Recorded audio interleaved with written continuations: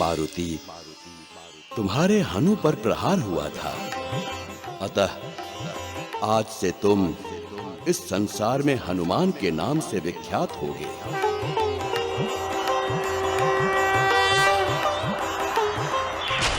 और हनु पर चोट लगने के कारण मारुति संसार में हनुमान के नाम से विख्यात होगा।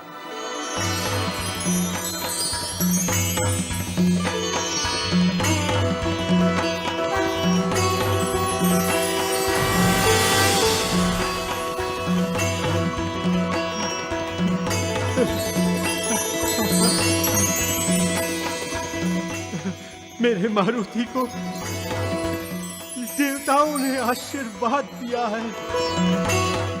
अब मेरा मारुति इस सृष्टि में अजय है।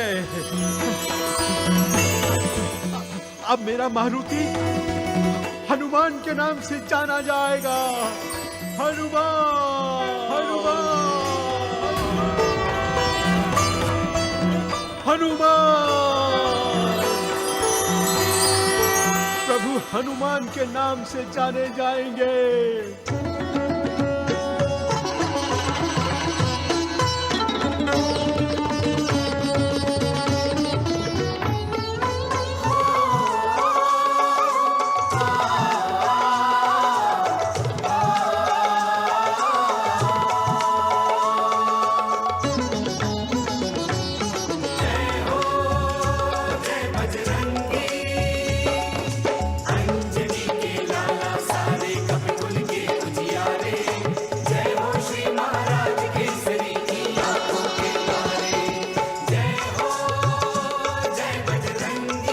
जब तुम मेरी आंखों के सामने नहीं होते हो ना, तब हम बहुत चिंतित रहते हैं, क्योंकि असुरों ने हमें कई बार तुम पर, हम पर और पूरे अंजन प्रदेश पर आक्रमण किया है, और वो हमें कभी भी हानि पहुंचा सकते हैं।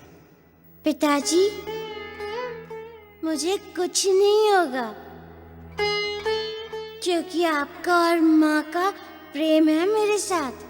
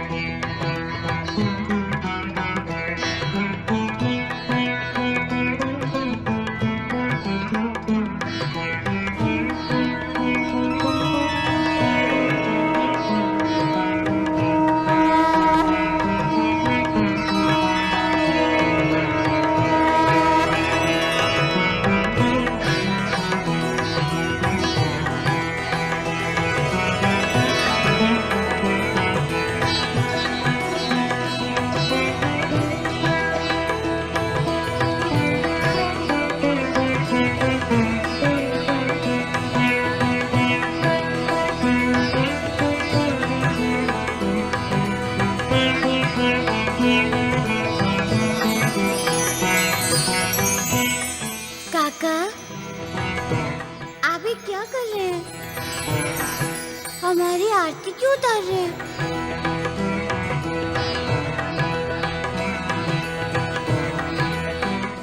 काका, ये सब आप क्या कर रहे हैं?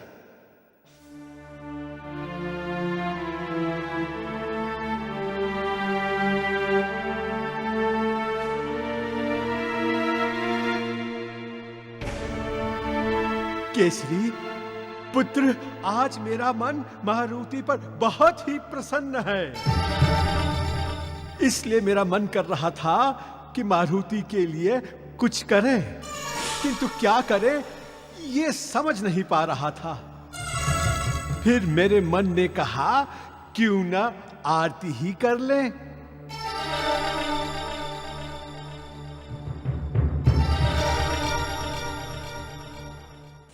नहीं नहीं काका, अवश्य आप हमसे कुछ छुपा रहे हैं। बात कुछ और ही है।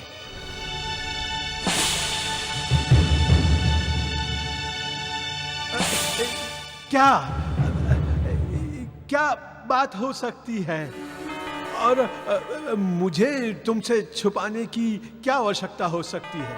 किंतु मारुति ने आज ऐसा क्या कर दिया कि आप उसकी आरती उतार रहे हैं? क्या कर दिया? मारुति ने तो बहुत ही महान कार्य कर दिया है।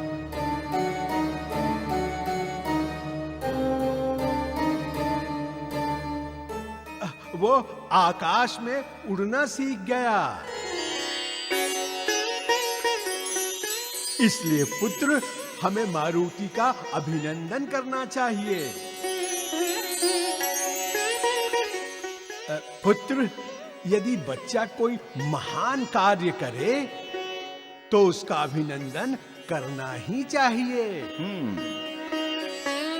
तभी उस बच्चे में आगे बढ़ने का उत्साह जागृत होता है।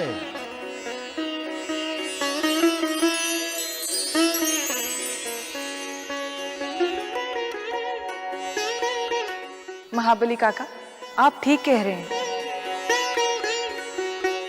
मारुति उड़ना सीख गया है, ये कितनी बड़ी बात है। किंतु हम इस बात को भूल ही गए। लाइए, हम भी मारुति का अभिनंदन करेंगे। हाँ, हम भी मारुति का अभिनंदन करेंगे।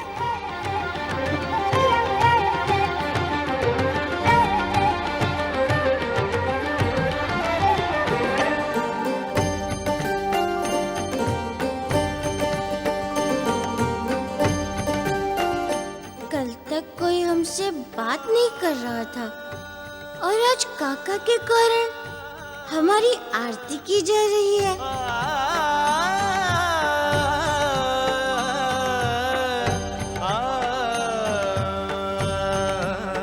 प्रभु, मैं तो आपके चरण छूना चाहता था। आपने जो महान लीला की है।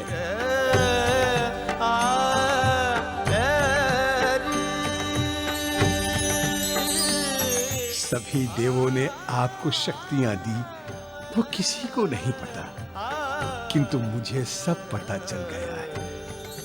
हाँ काका, ब्रह्मा जी ने हमें हनुमान नाम दिया है।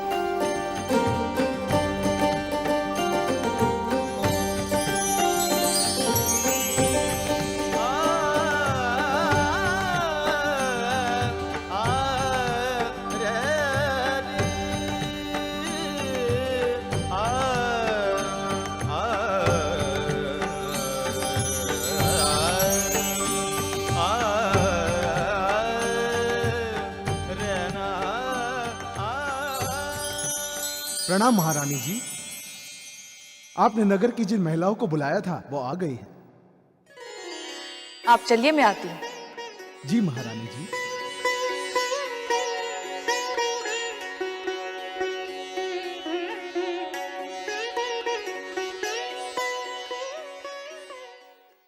अंजन प्रदेश की सारी सुहागन नारी, जैसा कि आप जानते हैं कि 4 दिन के बाद वट अमावस्या है और मैंने आप सबको इसीलिए बुलाया है। हम इस बार भी हर वर्ष की तरह इस पूजा को बड़े धूमधाम से मनाएंगे।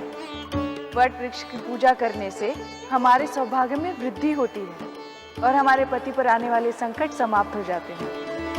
हम सब स्त्रियां ये व्रत साथ में करेंगी और कथा भी सुनेंगी। तो आप सब 4 दिन के बाद पूजा की तैयारियां करके वट वृक्ष के नीचे पहुंच जाइए, ठीक है? अवश्य महारानी जी।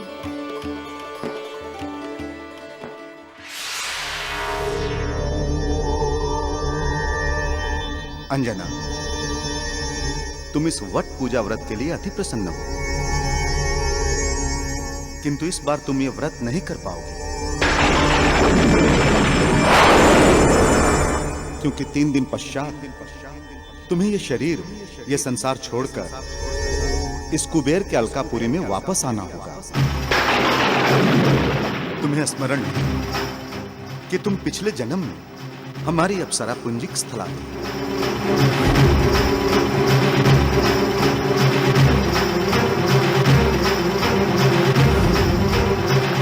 अब तुम्हारा इस धरती पर रहने का समय समाप्त हो गया है। 3 दिन पश्चात सूर्योदय के साथ ही तुम्हारा जीवन समाप्त हो जाएगा।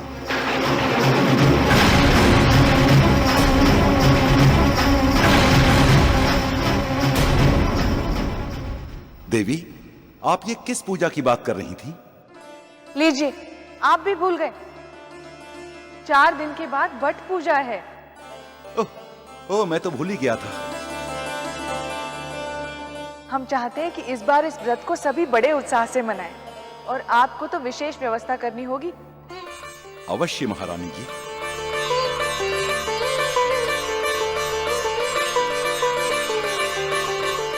सभी के लिए भोजन की व्यवस्था आपको करनी होगी काका। और हाँ, तारा को भी संदेश भिजवा दीजिए। हम चाहते हैं कि वो यहाँ आकर इस व्रत को हमारे साथ मनाए। अवश्य महारानी। और हाँ, उनसे ये भी कहलवा दीजिएगा कि तारा यहाँ पहले ही आ जाए। अवश्य महारानी। अवश्य महारानी जी।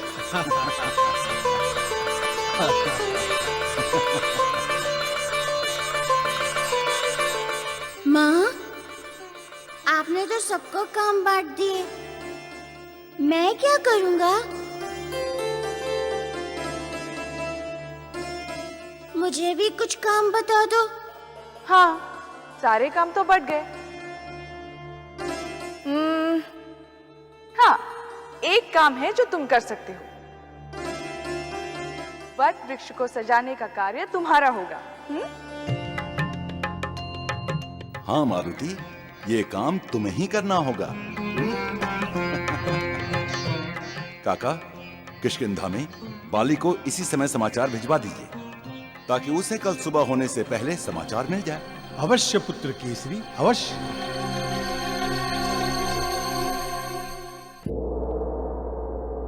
सुग्रीव, हम सब वानरों के लिए एक बहुत ही सुखद समाचार है। पिछले दिनों ही हमें ज्ञात हुआ है कि अंजन नरेश, केसरी के पुत्र मारुति ने उड़ना सीख लिया है। अब वो उड़ने लगा है। इससे हम वानरों की शक्ति में बहुत वृद्धि होगी। पहले तो हम ऊंची छलांग ही लगाते थे, किंतु मारुति ने आकाश से अंतरिक्ष तक उड़ना सीख लिया है। इससे अब हम मायावी राक्षसों को आकाश में ही चुनौती दे सकते हैं। महाराज की जय हो। महाराज, अंजन देश से दूत आया है। उसे सम्मान के साथ यहां लाओ। जी महाराज।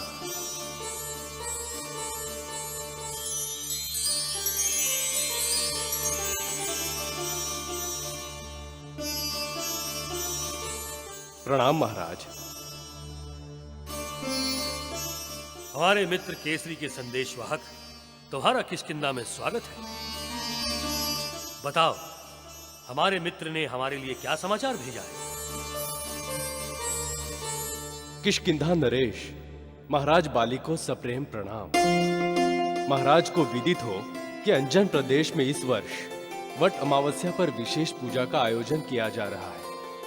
अतः महाराज से अनुरोध है कि आप महारानी तारा और अपने समस्त बंधुत्वों को लेकर इस पूजा उत्सव में पधार कर हमें अनुग्रहित करें। भवदीय महाराज केसरी, महारानी अंजना। ये तो बहुत अच्छा समाचार लाए हो दूत। महाराज केसरी और महारानी अंजना को हमारा प्रणाम कहना और कहना कि हम दोनों वहां अवश्य आएंगे। सुग्रीव जी भैया। दूत को समुचित उपहार देकर उसे विदा करो। जी भैया।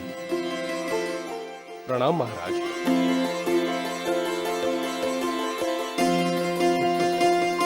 तारा, कितनी विचित्र बात है। अभी हम दरबार में मारुति और केसरी की ही चर्चा कर रहे थे और उन्हीं का समाचार भी आ गया। स्वामी, इसे ही कहते हैं सच्चा प्रेम। जब मन के तार जुड़े हों तो प्रकृति भी मिलने का अवसर आपको उत्पन्न कर देती है। कितना समय बीत गया अंजन प्रदेश गए हुए, किंतु लगता है जैसे अभी की बात है। वो अन्नप्राशन संस्कार याद है तुम्हें?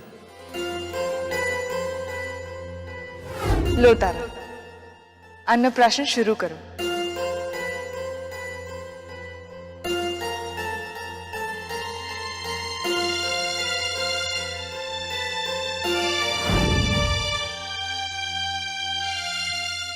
सोच क्या रहे हो बाली? खीर खिलाओ। मारुति तुम्हारी प्रतीक्षा कर रहा है। मुझ पापी को इतना सम्मान। बाली, भ्रम के बादल अब छंट चुके हैं। मित्रता का सूरज वापस चमक चुका है। तुमने अपने आंसू से अपने सारे पाप धो दिए। देखो, देखो तुम्हारा भांजा तुम्हारे हाथों से खीर खाने के लिए कैसे मुंह खोले तुम्हारी प्रतीक्षा कर रहा है।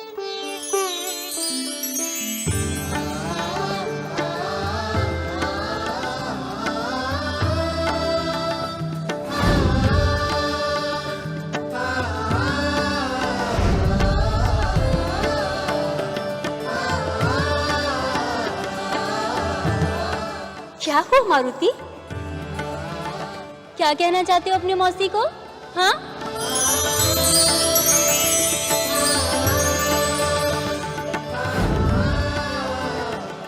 महाराज, समय कैसे बीत जाता है पता ही नहीं चलता। अब देखिए ना, मन कितना कर रहा था मारुति और अंजना को देखने का, और वहां से बुलावा आ गया।